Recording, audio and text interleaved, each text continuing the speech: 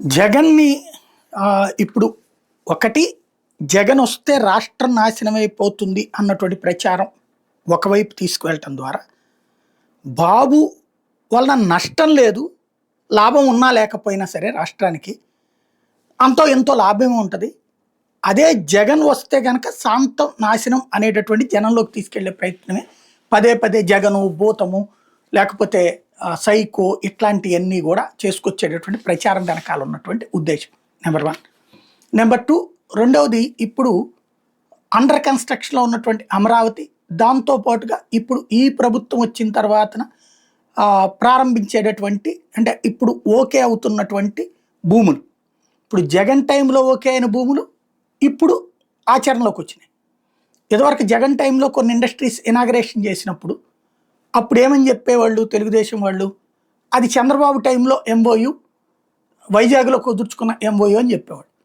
అట్లాగే ఇప్పుడు జరుగుతున్నటువంటిది ప్రారంభిస్తున్నటువంటి వాటి జగన్ టైంలో ఎంఓయు ఇప్పుడు ఆచరణలోకి వస్తున్నాయి. సాధారణంగా ప్రభుత్వాలు మారినా అవి ప్రభుత్వాలు వాళ్ళని ఇబ్బంది పెట్టకపోతే పరిశ్రమలు ఆటోమేటిక్గా వస్తుంటాయి, నడిచిపోతూ ఉంటాయి. కానీ జగన్ వస్తే పరిశ్రమలు పారిపోతాయన్న ప్రచారాన్ని చెప్పడం ద్వారా సక్సెస్ అయ్యారు. ఇప్పుడు అదే ప్రచారం కొనసాగించడం ద్వారా జగన్ రాకూడదు, చంద్రబాబు వద్దనుకున్నా పర్లేదు కానీ జగన్ని రాకూడదని కోరుకోవాలి. అప్పుడు ఇద్దరిలో చూసుకున్నప్పుడు బాబు తప్ప మరొకళ్ళు లేరు. ఇది ప్లస్ అండర్ కన్స్ట్రక్షన్లో ఉన్నాయన్నీ పూర్తి కావాలంటే చంద్రబాబు వల్లనే అవుతాయి.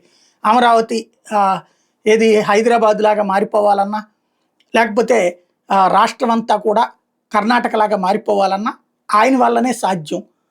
హైదరాబాద్ని అభివృద్ధి చేసింది ఆయనే.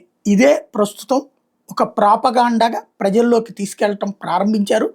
జగన్ మీద ద్వేషం పెంచడం, బాబు వల్లనే రాష్ట్రం బాగుపడుతుందన్నటువంటి తీసుకెళ్ళడం. తద్వారా ఈ ట్రిప్ 5 ఏళ్ళు కాకుండా మరొక 10 ఏళ్ల పాటు ఈ పనులు జరుగుతూనే ఉంటాయి.